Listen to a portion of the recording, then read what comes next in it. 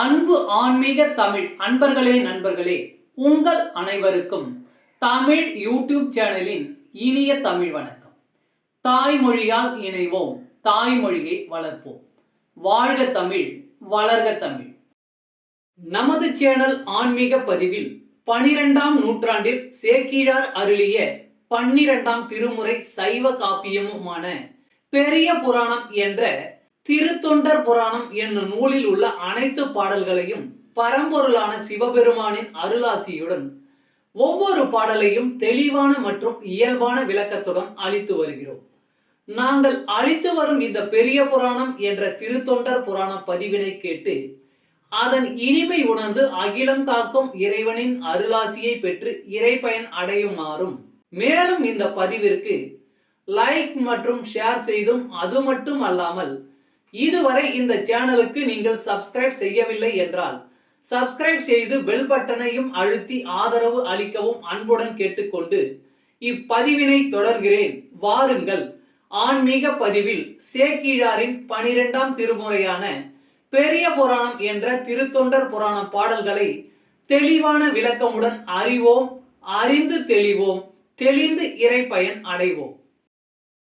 பெரிய புராணம் அல்லது திருத்தொண்டர் புராணம் என்பது சேக்கிழார் அவர்களால் பெருங்காப்பிய இலக்கணங்கள் பலவும் கொண்டதாக இயற்றப்பட்ட சைவ காப்பியம் ஆகும்.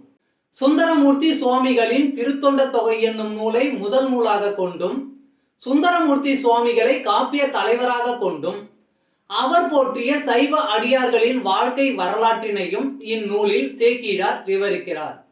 திருத்தொண்ட தொகை நம்பியாண்டார் நம்பி எழுதிய திருத்தொண்டர் திருவந்தாதி ஆகியவற்றை மூல நூல்களாக கொண்டும், 2ஆம் குலோத்துங்க சோழனிடம் அமைச்சராக இருந்த சேக்கிழார் பல ஊர்களுக்கு சென்றும் திரட்டிய தகவல்களை கொண்டும் பெரிய புராணம் எழுதப்பெற்றுள்ளது. 2ஆம் குலோத்துங்க சோழனின் ஆணையின்படி தில்லைக்கு சென்றவர் அங்கு இருக்கும் இறைவனான நடராசர் உலகெல்லாம் என்று அடியெடுத்து கொடுக்க, சேக்கிழார் உலகெல்லாம் உணர்ந்து ஓதற்கு அரியவன் என பெரிய புராணத்தை தொடங்கியதாக நம்பப்படுகிறது.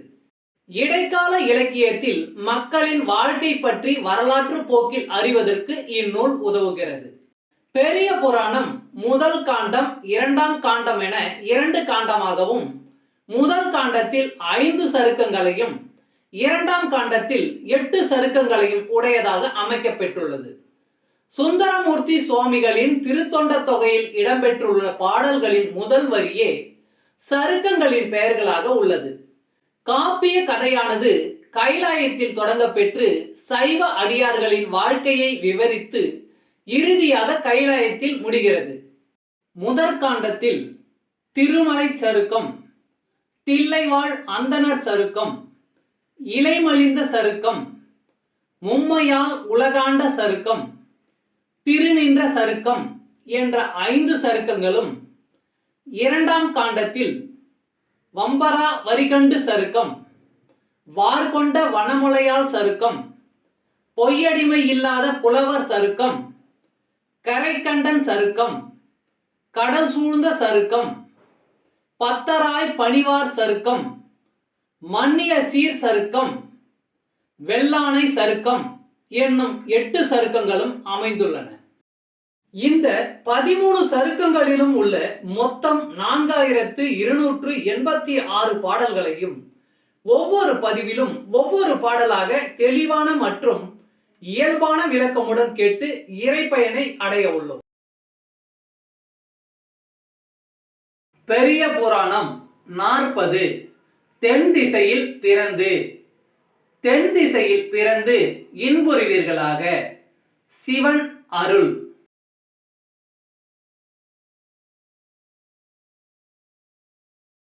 அந்த நாளரும் ஆங்கது கேட்டவர் பந்த மானிட பார்ப்படு தென் திசை இந்த வான் திசை எட்டினும் மேற்பட வந்த புண்ணியம் யாதென மாதவன். அந்த நாளரும் ஆங்கது கேட்டவர் பந்த மானிட பார்ப்படு தென் திசை இந்த வான் திசை எட்டினும் மேற்பட வந்த புண்ணியம் யாதென மாதவன். பாடலின் விளக்கம். இவ்வாறு முனிவன் சொல்ல கேட்ட அந்தணர் 8 திசைகளில் தென் திசைக்கு புண்ணியம் வந்தது எப்படி என வினாவினர். தமிழ் அன்பர்களே, நண்பர்களே, இன்றைய ஆன்மீக பதிவில் சேக்கிழார் அருளிய சைவ காப்பியமான பெரிய புராணம் என்ற திருத்தொண்டர் புராணம் என்னும் நூலில் உள்ள பாடலை தெளிவான விளக்கமுடன் உங்களுக்காக அளித்ததில் நான் மிகவும் பெருமை கொள்கிறேன். இப்பதிவில் அளிக்கப்பட்ட சைவ காப்பியமான பெரிய புராணம் என்ற திருத்தொண்டர் புராணம் பாடலின் விளக்கம் யான் அறிந்து கொண்டவை. யான் அறிந்த இந்த காப்பியத்தை நீங்களும் அறிந்து இறை பயன் பெற வேண்டும் என்பதற்காக இங்கே அளித்துள்ளேன். யான் அளித்த இப்பதிவானது ஏதேனும் ஒரு வகையில் உங்களுக்கு உதவும் என்று நான் மிகவும் நம்புகிறேன். மேலும் இப்பதிவினை கேட்டு இன்புற்று அதன்படி நீங்கள் இறை பயன் பெற்றால் அதில் எனக்கு மிக்க மகிழ்ச்சியே. வாழ்க வளமுடன். சர்வம் சிவமயம். இறையருள் பெறுவோம், இன்பமாய் வாழ்வோம். அன்பு ஆன்மீக தமிழ் அன்பர்களே, நண்பர்களே, இவ்வீடியோ பதிவினை கேட்டு இன்புற்று ஆதரவு அளித்த அனைத்து தமிழ் உள்ளங்களுக்கும் எங்கள் உள்ளம் கனிந்த நன்றி. மேலும் இப்பதிவு உங்களுக்கு பிடித்திருந்தால் லைக் மற்றும் ஷேர் செய்தும், இதுவரை இந்த சேனலுக்கு நீங்கள் சப்ஸ்கிரைப் செய்யவில்லை என்றால் சப்ஸ்கிரைப் செய்து பெல் பட்டனையும் அழுத்தி ஆதரவு அளிக்கவும் அன்புடன் கேட்டுக்கொள்கிறோம். மிக்க நன்றி. அடுத்த பதிவில் உங்களை விரைவில் சந்திக்கும் வரை உங்களிடமிருந்து விடை பெறுவது தமிழ் யூடியூப் சேனல்.